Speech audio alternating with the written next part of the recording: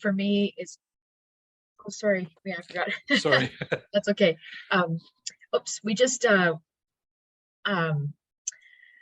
I found it easy to do goal setting in umpiring because I had been doing it in my job for so long, but also I find it really helpful, um, especially when you start getting to the point where, you know, you've been to a provincial tournament, you've been to an Eastern Canadian or a Canadian championship, you're going to get feedback at every tournament. And so when you start the next season, you should be looking at that feedback that you got and, okay, so they want me to work on my positioning. So what do you want to improve in your positioning by the end of the season? So I was really quite deliberate in looking at the feedback that I got and how am I going to get better at those things over the next course of the season. I think a lot of times we get those evaluations and they get filed away and we never look at them again. And that is, I was nerdy and not like that. I kept my evaluations kind of close by and I always went back and read them, and I based my goals off of the advice and feedback that I was getting at those tournaments so that I could get better for the next time. So that goal setting was really helpful for me every single season. And then there does come a point where, and I'll talk about this a little bit later, but when you actually do start to see like, oh, there might be a long-term goal. So I would say when I went to my first Canadian championship in 2007, I went to what would now be called the U21 Women's. And that was my first Canadian championship. And really, I went into that championship and I wanted to get a positive evaluation. I did not put, I want to get my level 4. I didn't say that. I said I wanted to get a positive evaluation. I did end up getting my level 4 out of that.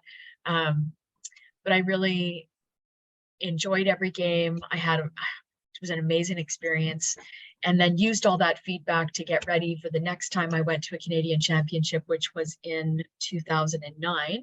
I went to my first women's Canadian, and then my third Canadian was the 2011 women's Canadian, where I got my level 5. And I think it was my first one where I started to think, well, maybe I could get my level 5. So that was the long-term goal, but I knew I had a lot of little things I needed to do along the way. And so you map it out for yourself. Like, what are the milestones I need to achieve in order to get there? Here are some things that really helped me a lot in achieving my goals. You need to tell people, like, people need to know what your goals are if they're going to try and help you get there. You have to have mentors. You need to have people that can help you grow and that have your best interest at heart, and they can give you feedback that's helpful, valuable. They also know the Softball Canada program. Like, you need to make sure your mentors know the mechanics and the conditioning. I would also say, don't be in a rush. We have a lot of young people that are really in a rush to progress, and I would say don't be in a rush. Let the process unfold the way that it may. But when you get an opportunity, seize it and really relish in it and take advantage of it and enjoy the process. Like, we have a very long certification process. Enjoy it. It's one of those, it's not usually going to be quicker than 8, 9, 10 years. So you might as well enjoy it. I have seen so many people who have gone to a championship and they're so focused on the outcome. Well, what can I get out of this championship, that they actually don't enjoy the games that they're doing while they're there. So I would say, don't focus on the outcome, focus on the process. If you focus on the process, the outcome will take care of itself. So, celebrate your successes. Obviously, when you earn your level 2, you earn your level 3, you go to a really big tournament that you've never been to before, and the UIC says to you after, that was amazing, you did wonderful. I mean, celebrate those things, but also savor your failures. You're not going to be perfect. You're going to have things that happen that are less than stellar, and the biggest value that you can take out of those experiences is by not making those mistakes again. So I started a journal when I went to my first Canadian championship in 2007. And I met the national director of umpires at the time, Brian Van Oss. He came up to me after the women's and they called it the women's and the junior women's at the time. They were at the same venue, and he was the UIC at the women's Canadian, and he watched one of my games, and he came up to me after the game and he said, Frankie, any of those that know Brian, you know the way he used to talk. Calm, cool, collected. That's what a level 5 is all the time, no matter what happens. And then he gave me some examples of things that I was doing on the diamond, the way I was taking off my mask, the way I was coming out from behind the catcher. And I knew exactly what he was trying to say, that I needed to control my movements to give the impression that I was calm, cool, collected all the time. But I appreciated his feedback, and I wrote it down. That was the first thing I wrote in my journal. And then I think it's also helpful to mentor other officials. When you start teaching others, I think there's real value in what that does for your own game. So I waited a long time before I started doing that, but when I did, I just found it incredibly valuable for me. You have to be sharp, you have to be on top of the current mechanics and positioning. And then when people start asking you questions, you got to make sure you're telling them the right answer. So it keeps you sharp. So I found that really helpful. I would say that these are the 5 traits that have probably been the most helpful for me. Gratitude is the very first one. I don't have the occasion to tell this story very often, but not a lot of people know that I come from very modest roots. And so part of the reason I didn't start playing softball until I was 13 is my parents really couldn't afford for us to do many extracurricular activities. So I actually got my first job to get enough money to pay the registration fee. And then I asked for a glove for my birthday, which my grandma got me. And that's why I started playing when I was 13. And the same goes for basketball. I made the high school basketball team when I was in grade 10, and they gave me a letter to take home. And I was reading it on my way home, and it said, you had to pay a $110 fee to play. And I never showed the letter to my mom and dad. So I just went back to school the next day and said, thanks, but I'm not going to be able to play. And the coach was like, why? And I said, well, because my parents can't afford for me to play. And so he came to me later that day and he said, Frankie, we really want you to play. So I think those kinds of things make me incredibly grateful for all of the opportunities that I've ever had, because they didn't come easy. And I gave this little presentation just about these 5 traits to, there was a U17 girls soccer team that should have been the best team in Alberta, where I came from a couple of years ago, and they just were crappy. And the coach asked me to talk about the traits and I gave them this, I talked about this, and I said, I wonder how many of you are actually grateful to have the opportunity to be here with your friends, practicing and playing. I think about that. I think a lot of kids these days just expect to be able to play because their parents can afford for them to do so. And that was not my experience. So with that gratitude that people gave me the opportunity to play, you can bet your bottom dollar I was not going to let them down. So I had an unparalleled work ethic. I was not going to let these people who had given me the opportunity to play and forego the $110. I was going to work my butt off, and I really did. And that work ethic, when you're willing to work hard at something, it shows in everything that you do, and you have a persistence and a determination about you, a tenacity. And then I think there's also, if you're going to be really good at something, you have to be able to reflect and be introspective on your own performance.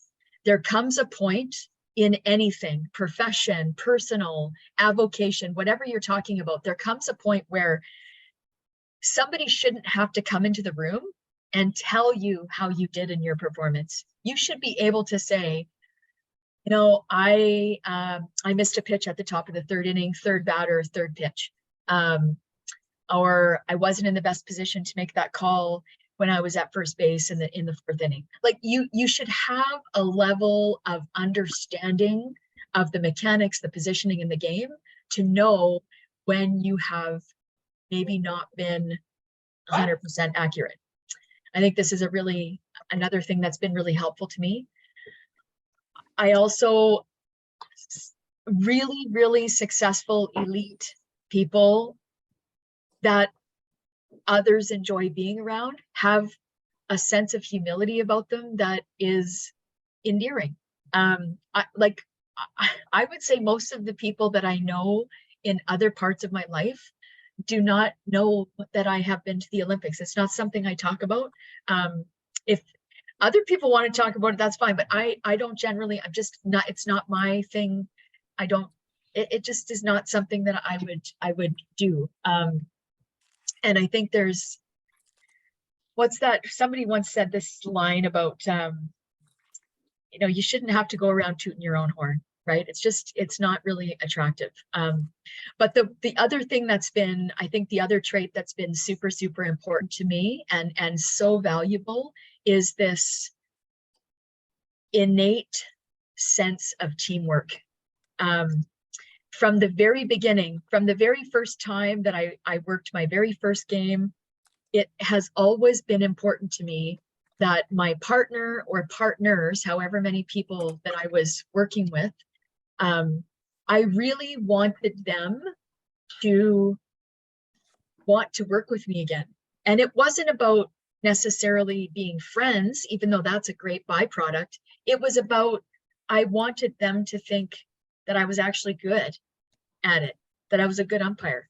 And the same goes for the players and coaches. A lot of us work the same leagues, same diamonds all the time. And I wonder how many of us think about when we're walking up to the diamond to do our league game on Monday, Tuesday, Wednesday nights. How many of us think, wow, I wonder what the players are thinking when they see me coming up to the diamond? Do we care? Should we care? That's always been just a little something that I've always thought about is I want them to be happy that I'm there. And again, it's not because I want to be buddy with them. I want them to be happy I'm there because they know I'm going to do a good job, that they know I'm going to deliver, that they know I'm going to be consistent, that they know that I'm approachable and they can come and talk to me. Those are the kinds of things that I always valued. And I guess now that I've had the chance to do these amazing experiences, travel all over the world, and now that I get to come back to Ontario and hopefully help the next round of people live out their Olympic dream, I cannot stress enough the importance of relationships. You never know who's watching your games. You never know when you might work with that umpire from Dominican Republic again. I never know the young lady that I worked with from Port Elgin. I don't know how or when our paths might cross again, but I want those experiences to be as positive as possible so that the next time that we have the occasion to be together, it starts off in a positive and really upbeat kind of way. So these are the 5, I would say, traits that have been like cornerstones to my success in all areas of my life, but especially in these avocations of officiating. So the Olympic journey really, for me, started in when I really started to, it finally sunk in that, oh my God, this is a possibility, was in 2016. So in 2016, the header picture that went out to advertise this webinar was me coming out from behind the plate at the 2016 Women's World Championships that were in Surrey. The picture on the left is me on the plate, and this is the last day of the round robin. This was the very first international competition that I ever participated in. I was selected to go to the Junior Women's Worlds in 2015, but I had to give up that assignment because I found out I was going to be a mom. So I became a mom in July of 2015 at the exact same time that I was supposed to be umpiring at the Junior Women's Worlds. And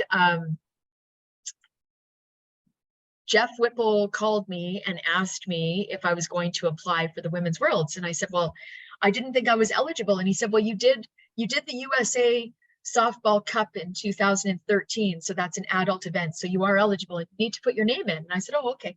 So I put my name in, only to find out that the 2016 Women's World Championship was stage one of the Olympic tryouts, that all officials at all events that year were being scoped out for. So I thought it was really cool. Not a lot of people know this, but the officials were put through a 4-year tryout process, just like the players, which I think is really, really cool. So the picture on the left is the last day of round robin of the 2016 Women's World Championships. This is China versus Cuba. And these teams don't like each other. They have some history. But as it turns out, neither of these teams wanted to win the game, because the winner of this game was going to end up in the same pool for playoffs as the United States, and neither of them wanted that to happen. So in the second inning, China comes to me with the Chinese head coach comes with the interpreter to say to me that they think Cuba is intentionally trying to lose the game. Well, I can assure you, I'd never had that happen to me in my entire life. So I went to the off-field umpire. Sometimes in international competition, we have an off-field umpire that handles all of the lineup changes. The home plate umpire gives them all the lineup changes, and they make sure that everybody's got them. I went to the off-field umpire and said, you need to get the umpire-in-chief of this championship like pronto. So Mr. Bob Stanton made his way down to the backstop, and I said, Bob, China is accusing Cuba of intentionally trying to lose this game. And so Bob toodles off and talks to the Cuba dugout, and we proceed to finish the second inning. And then I have a 5 or 6 person delegation from Cuba coming up on the diamond over to home plate. And the interpreter is telling me that they're now accusing China of intentionally trying to lose the game. So Bob, of course, has not left. So Bob, I just give him the little, so he comes to the backstop, and I let him know what's happening. And he goes over to talk to the China head coach. And half an inning later, we have some of the Chinese team and some of the Cuban team all hovering around home plate, and they're all talking to each other in their own languages. Obviously, they can't understand each other because they're talking 2 different languages completely. And then there's little old me in the middle. And I back up, and I make sure that I have everybody in my field of vision. And I said, the umpire-in-chief for this tournament has told both teams that they are to play, and if they don't, there will be consequences. And I walked right back up to home plate, play ball.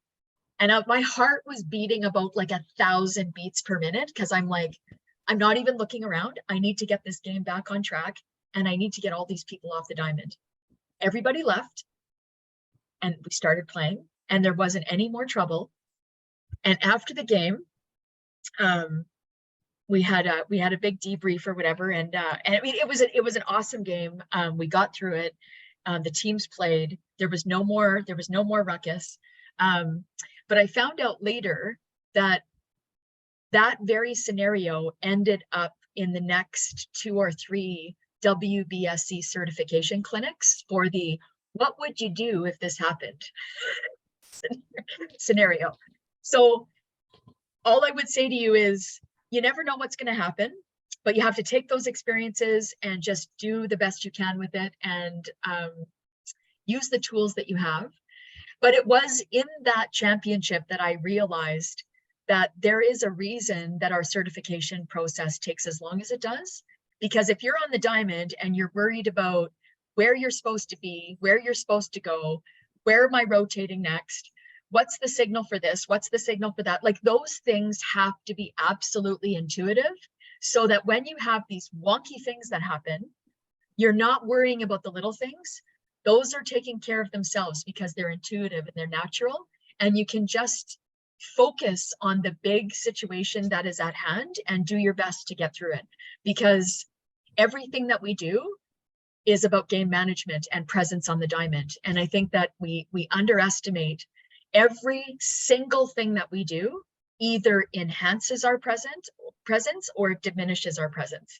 So that tournament was just such an amazing, what an amazing experience. The WBSC was trying to blow the lid off of the perception that softball is only relative to a few countries. So they opened the registration up in 2016 to whoever wanted to go. 29 countries participated in that World Championship. We had 31 umpires from all over the world. And like I said, the 7 Canadian umpires that participated in that championship all knew that that was step one of the possibility of going to Tokyo in 2020. Luckily, I made it through, and I went to the 2017 Japan Cup. That's the picture on the right. That was an amazing experience. My first time out of the North American continent to umpire, and what an amazing experience it was. And then after 2017, I was lucky enough to get through to the next round, and the next round for me was the 2018 Women's World Championship.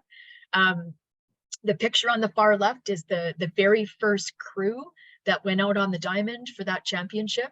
All 4 of those people, on the far left, we have Mariana from the Netherlands, we have Chris Drum from the US, me, and then Kira Cox from Australia. All 4 of us ended up in Tokyo together. It's really special that we also got the chance to work together at multiple tournaments together as we were all preparing to go. I had to put this picture in here because Japan had, like, in 2018 when we were together in Chiba, they had record-breaking heat. And, you know, like, I normally don't sweat like this, but this was my jersey after getting off of a plate game at like 8 o'clock at night. It was like 48 degrees Celsius. It was ridiculous. And then the picture on the right, has been, like, it's just been everywhere. I can't, it's just unbelievable. This was one of the last days of the round robin. New Zealand is playing Australia, another awesome game. I was at second base here.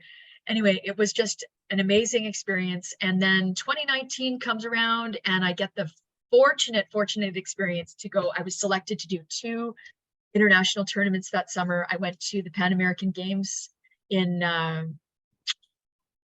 early June, I think it was. And Annie Michaud and I were the Canadians that were there. That was such a special tournament because when I was called to do that assignment, I was told that I was notified that all of the Latin American umpires that were there were going to be, most of them, like 90% of them, were going to be at their first international tournament. And so I was expected to be, like, helpful and, you know, mentoring, do very thorough pre-game conversations, because a group of them were going from the Pan American Games to their first World Championship in the United States. So that was such a great, like, what an honor to be selected to do that. And then on the right was my very first plate game at the Olympic qualifier in Surrey, which was a few weeks after I got back from Peru. And the Olympic qualifiers were amazing. Anyway, I ended up, my second plate game at the Olympic qualifier was Cuba and Mexico. This was the only game that went into extra innings. It ended up being 8-7 in 8 full. And the winner ended up going to, was qualifying for the World Championship, and the loser was not. So it was just an awesome tournament. And then, of course, 2019 is over, and Jen and I get our letters that we're going to the Olympics. And I can assure you there were lots of tears on that day when we got our letters. And then, you know, COVID hits and we have to wait for a year. And like, I think I did 4 games in 18 months before I ended up in Tokyo to do the Olympics.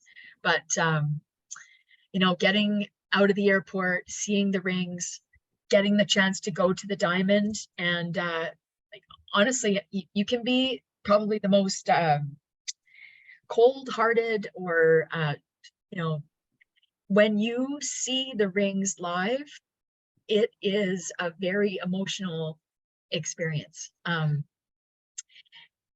actually, ever since I went to my first international tournament in 2013. I have never been able to listen to the Canadian national anthem the same way. Anyone that's on the call that's had the chance to represent our fine country somewhere may feel the same way. I've talked about this with other people. It's just such a what a privilege and what an awesome opportunity it is to hear your name in the same sentence as your country. It can't even describe.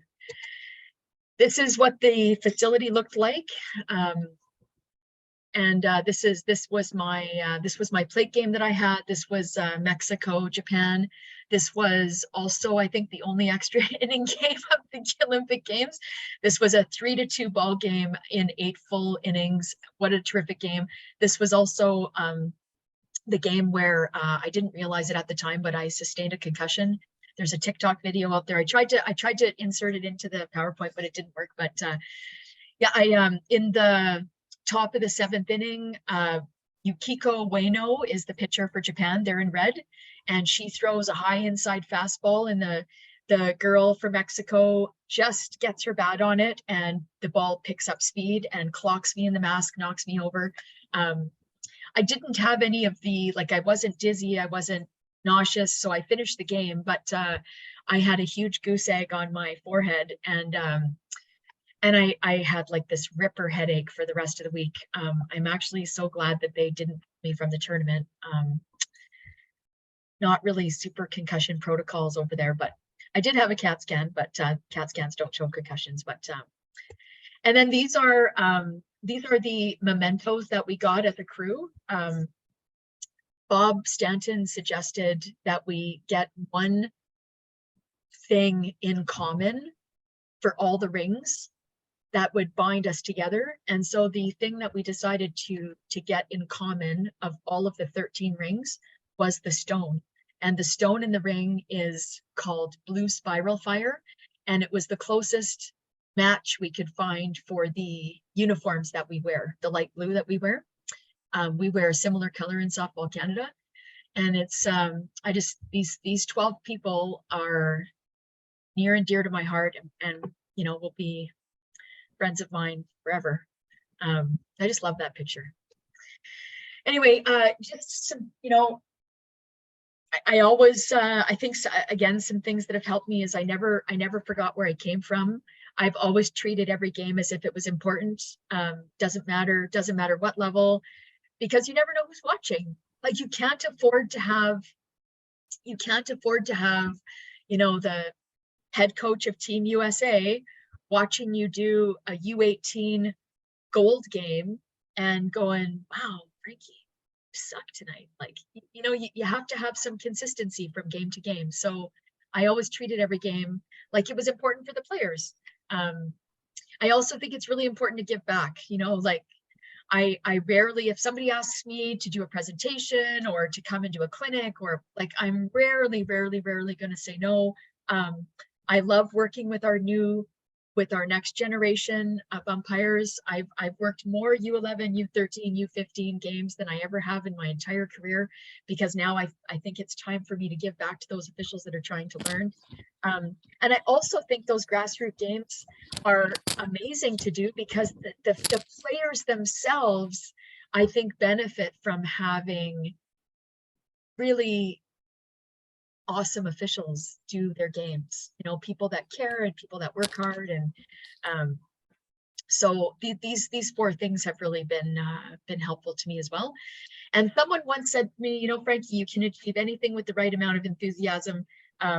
He said this to me. This was a boss of mine when I was being offered a promotion, and I had turned it down because I didn't think I was ready. I didn't think I had the right skills they were looking for. And he said, you can achieve anything with the right amount of enthusiasm. So I never forgot that. Anyone that knows me will know that I do sort of attack things with an enthusiastic spirit. And it's been really helpful. I mean, I've had players say to me, I remember when I first started doing ISC men's ball and men's elite ball, one of the players at the time, some of you may know Mike Pieknik, they called him Peaches at the time. He was from Vancouver. I went and watched one of the men's Canadian championships when it was in Saskatoon, and he was there, and he saw me in the stands. He goes, "Hey, Frankie, how come you're not working this?" And I killed myself laughing because I had just literally earned my level 4 like a month before that. And I was like, "Oh, I'm a long way away from this." And he said, "You know what, the guys, we talk." He said, "We just, what we really like about having you on the diamond is you work so hard. And even when we may not agree, we turn to argue, and it's like, damn, look at the position she's in. Like, she's right there. How do you argue?" So I just want to finish by saying, if you don't think that the players and the coaches recognize hard work and people who enjoy what they're doing, you're sorely mistaken, because they really do. And that ties back to the importance of relationships, because if you look like you're working hard and you look like you're enjoying yourself, the players and the coaches feed off that, and they can see it. And I think those have been pillars to my success in everything that I have done, but especially umpiring, because the world it's a small community.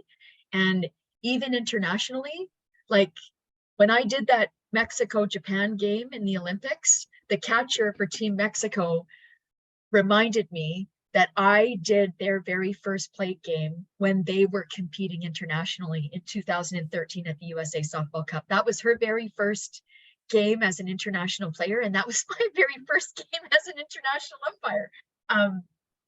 Anyway, so it's a small community, so it's, building those relationships is really important. And again, not friends. You're not friends with them. You're just building rapport. You're building trust. You're building a perception of approachability and openness. And I think those are really important. And I have my contact information here. Sometimes people think of things after we've spent time together. And if you're not comfortable to ask a question here, I'd be happy to chat or answer any questions that people have. But that is, in a nutshell, that's my story of why I think I've been successful, and the steps that I took to get to that point. And it's been it's been a hell of a ride, I'll say that. So thank you for listening. Okay, so we do have a little bit of time. If there's any questions somebody wants to ask, I see a few hands waving. So I saw Wendy's hand first, and then Daryl, and then Megan. If I missed somebody, I can't get everybody on the screen. So Wendy, if you want to ask your question. I didn't have a question. It was just clapping. Sorry, Frankie. Frankie. Oh, okay. You're getting a round of applause. No, I didn't sometimes. Yeah, no, that's totally cool. I have a really interesting. So Tony, you're most welcome. I haven't actually had a chance to tell this story very often because we've been in COVID for so long. So you're most welcome. On the matter of coaches and players are the most likely candidates for umpire, I'm wondering how you feel umpires can help address abuse and sportsmanship. What can we do to help change the culture? Usually the better the level, the less the abuse, but you lose a lot of good people at the lower levels because of some of the classless behavior. Tony, I agree 1,000%. One of the hats that I'm currently wearing is I'm the chair of the National Committee of Recruitment and Retention for Softball Canada. And one of the recommendations that we made last year was to address the abuse of umpires that's happening across the country. Oh, excuse me. So one of the things that we absolutely need to do, Softball Canada has free of charge home plate templates that stick on a backstop that talk about respect the game. They're free. They need to be on every backstop across the country. We have 2 provinces that already have these on the backstops, and they're still having issues. I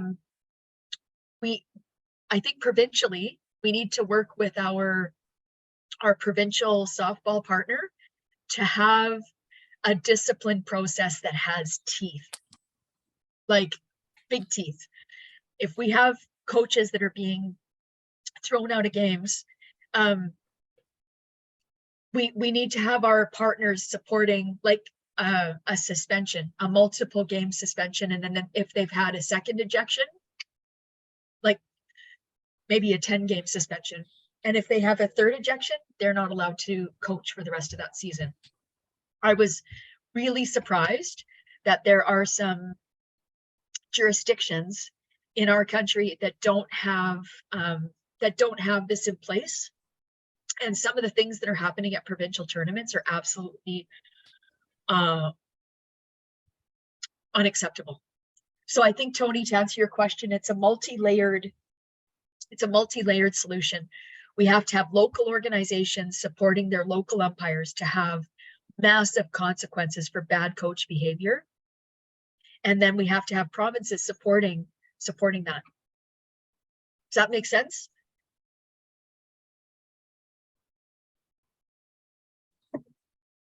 Frankie, I have a question about those home plate backstop rules or whatever you just, I was writing it down and what you said already went out one ear. Would it be helpful if maybe the zone umpire in chiefs maybe give the umpires at the beginning of the season maybe a handful of these and then talk to whoever the organization is and just say, here, put these on your whatever we end up umpiring, so that sort of we hit all the masses as opposed to leaving it up to one person? Because I can guarantee you, even the local clubs probably aren't even aware that these things exist. Actually, I'm going to jump in here. Sure. They are aware. They've all been sent multiple. They ordered a whole bunch from Softball Ontario in the fall. They will be displayed throughout the province on most backstops as soon as the weather permits. Softball Ontario, through Softball Canada, I assume, had bought and paid for all these signs. So they have been distributed to the associations, and I think we will see them up this coming season.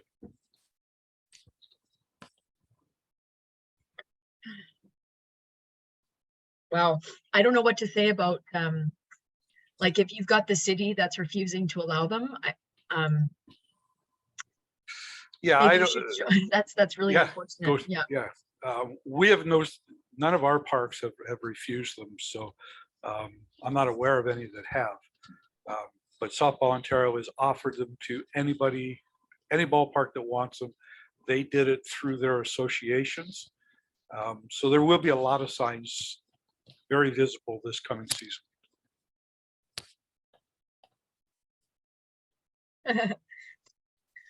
Can we get the backs of our shirts embroidered?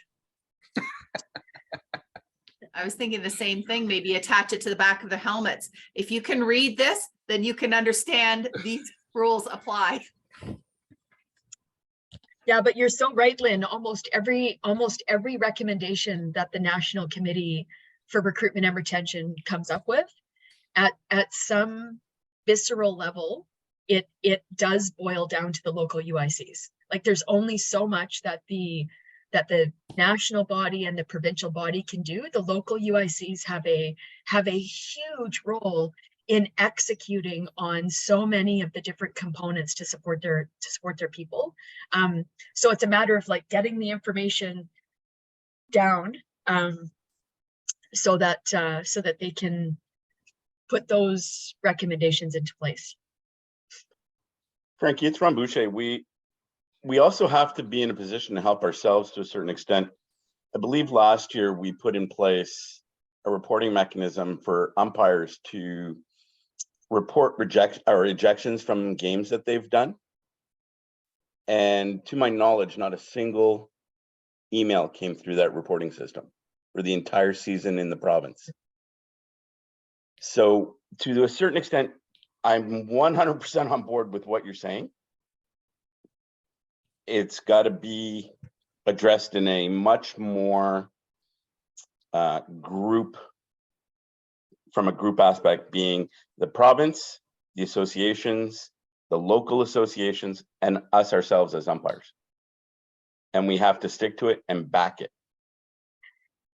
Yeah, so thanks very much. I mean, I guess that I would assume that maybe you know what I'm just going to say in a nutshell, you can never over communicate, right? So I think it would be apparent that if you didn't have one submission, there was a whole whack of people that didn't even know there was a reporting Oh, I system in place. guarantee, Yeah. I guarantee a lot of people didn't know about it. Yeah. So that's why I'm saying we have to do a better job ourselves as umpires to help ourselves make this better.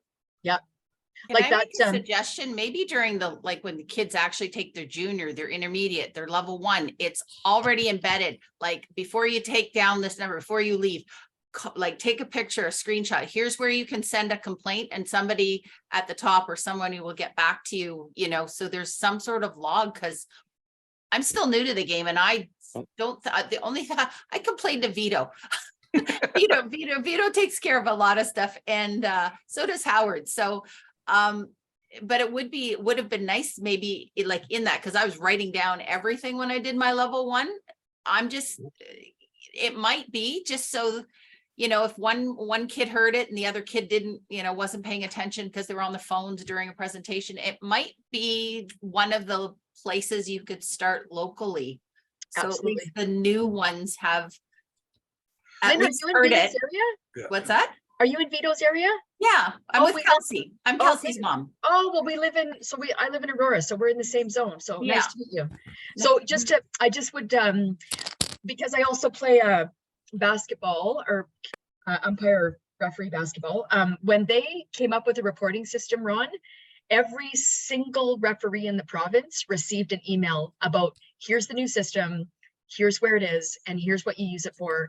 So that might be, I know that. Oh, I think that's a great idea. Yeah. So and then And also we can also mention it at Blue Symposium next month or whenever we're doing it. Couple weeks. Then also, Yeah. who's in charge of then reviewing those submissions and going through that? Like, do we have the supports there to do that? It's the fast pitch committee, umpires committee that monitors the email account, and specifically myself. And I would be tabulating a spreadsheet to track coaches, and I would be reporting it to the associations, Right. PW, OASA, with the intent that there would be some action taken if somebody's showing up on a ejection complaint, or they are being ejected more than once. the other thing is, I know we don't want to, you know, call out the fact that this is but we need to call out the fact that this is a problem. And so some provinces and some sports, this is the very first thing, unfortunately, that you see on the website. Incident report, like it's like big. You've got a couple of people saying that they maybe had troubles finding it on the website. The website's been changed and updated a little bit. Just go to Softball Ontario Umpires Toolbox and you'll find the forms. The bigger problem that I can see, Frankie, for us on the diamond is not even necessarily the mid-season tournaments, more the local stuff where you may not even know the coach's name that you just ejected. So you wouldn't even know who to report. At a provincial, absolutely, you're going to have all of that information. Even at the sanctioned tournaments that PW or OA run, you're going to have that information. Right. So I guess, like, interestingly enough, I mean, if we're teaching our plate umpires to do a plate conference before every game, they should be getting the 100%. first names, right? So I kind of like, if a plate umpire is not doing a plate conference and they don't have the first name of the coach, even a first name, right? Then that's kind of like a basic thing that we need to go back to, is instilling that, like, we need to do a plate conference, and that's part of the reason we're doing it. 100%. Yeah. And I just, you know, also want to just put a little plug in, I think to Tony's point earlier, I do not do a game, doesn't matter what level, where I don't talk to somebody in the game about, you know, you should really think about umpiring. And it's sometimes people that, like, I never take off the recruitment hat. I'm always recruiting. And I just think there's some people that are playing that I just think they would have a natural affinity for it. And I just, you know, I bet you, especially with women are not going to necessarily think about taking up this avocation unless somebody asks them. But once they're asked, I do think that they'll give it a thought. I mean, like I said at the beginning, I had to be asked 3 times, but I did finally come around. I just, that's just so top of mind for me, especially because our numbers in Ontario could really use a boost. I think that can be said for every province in the country, unfortunately. Yeah, for sure. But Ron, like Yep. just, you know, the growth that, since I've been chairing the recruitment and retention committee, the growth that we've seen around the country is Ontario has a longer way to go. Really? Now that's interesting information. Okay. Thank you for that. Yeah. But I mean, like there's, you know, because the mandate of the committee is to meet, to get back to 2019 numbers. So 5 provinces and territories have already met that. So we have to come up with new goals for them. Saskatchewan and Nova Scotia are close. And then the 4 that need some, Alberta, BC, Ontario, and Manitoba. And Ontario is at the top of, but I mean, we're the biggest province, right? So Yeah, we probably had the biggest drop. absolutely. We did. But officials are dropping everywhere, guys. It's Well, 100%. I don't know if you saw this, just to bring a point up. So the other week I was watching, you ever watch Around the Horn? Mhm. So Bob Ryan was on and he had his little 30-second thing at the end, and he mentioned that the big issue across the states is retention of any sporting official, right? So he was just doing a thing about the parents are the worst offenders of it, and that the retention of young officials is like really bad, so that they're having trouble, and that's in any sport, right? So it's not just here, it's in the States, it's everywhere, and it's every sport. So you know, it's just something that unfortunately everybody has to deal with. But yeah, there's, I mean, we try and deal with it at the Diamond if we can when something gets out of hand, and we try and do our best. But that's the hardest part, is that we don't want the parents, coaches, whatever, getting on the younger officials, because that's where we can't retain them, right? When they get on their case, they don't want to come back after they've been blasted or something. So, but it's not just up here, and a lot of people are quite aware of it. So. And Yeah, no, I think it's Peter. I think a big part of keeping like the young ones around too is showing the potential. That so many of them just see, oh, all I'm going to do is just house league. It's just house league. So getting them out to tournaments and getting them to meet all the other opportunities that are available in the umpiring world is a big motivator as well. So giving them the opportunities and the challenges too. I would absolutely agree with that. I mean, I think on the fast pitch side, not necessarily on the slow pitch side, but on the fast pitch side for sure, we've got people that are all over the province that are kind of waiting to advance. And when but you know, Jamie, I'm not saying anything you haven't heard, but when we're forcing them to take an in-person clinic, and they live like 5 hours from a closest in-person, like, I think the pandemic taught us we can teach some online stuff, right? So we gotta help people progress, and sometimes an online clinic can help. I think on the fast pitch side for sure. So Steve Camus here. Hey, Jamie, just give me a second. I will. First of all, Frankie, congratulations on all your successes. Very well spoken, great presentation. I love listening to fast pitch umpires, being a slow pitch umpire myself, because I find I learn so much more listening to the other side of the game, because we're locked into listening to our friends, to our peers, you know, that are within our game. And when we open our ears to the other side, just last year when I was umpiring a Canadian championship, one of my UICs was a fast pitch umpire. Traditionally, I learned so much more from him. So I love these presentations where a fast pitch person is speaking and slow pitch people are on, and vice versa. So really open your ears to the other game. You can learn a lot. But my opinion on the drop in the umpires, sure, COVID took a hit. We took a hit with COVID, but the biggest hit is society. When we were all younger and when we were kids, we were playing outdoor sports. We didn't have all the options that all the kids have today. The kids are not playing outdoor sports like they were 20 years ago, 30 years ago. So that is where our biggest struggle is. Society has changed so much that for us to recruit officials, the lack of interest has dropped dramatically from when we were younger. So that's the biggest component to why we've dropped so much in our officials.